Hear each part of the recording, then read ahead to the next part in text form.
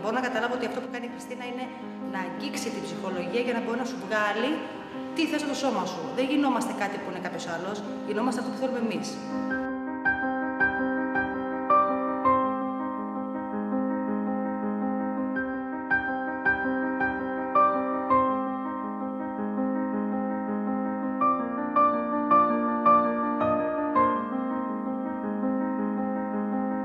Καταρχήν με προσέγγισε σαν άνθρωπο, ενδιαφέρθηκε για μένα, για την Νατάσα κατά κύριο λόγο και κατ' επέκταση για το σώμα της, για την υγεία της.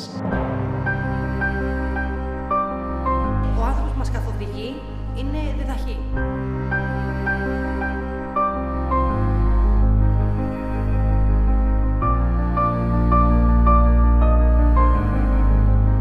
Με βοηθάει πάρα πολύ γιατί είναι ενθουσιώδης σαν άνθρωπος και μου δίνει κουράγιο και περισσότερη αυτοπεποίθηση.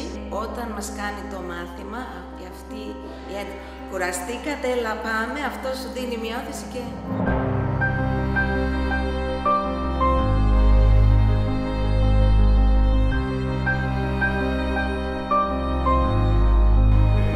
Προσπαθεί με κάθε τρόπο να σου δώσει να καταλάβεις τι χρειάζεσαι και τι πρέπει να κάνεις.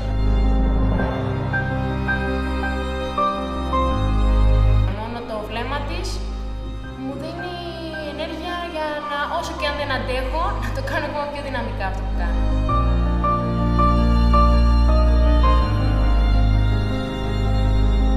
Έχω χάσει 20 κιλά, είδα μεγάλη διαφορά στο σώμα μου. Είχα κάποια κιλά παραπάνω, 15 στο σύνολο.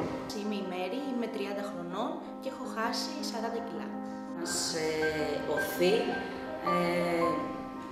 να συνεχίζουμε και να θέλουμε και εμείς να γινόμαστε καλύτεροι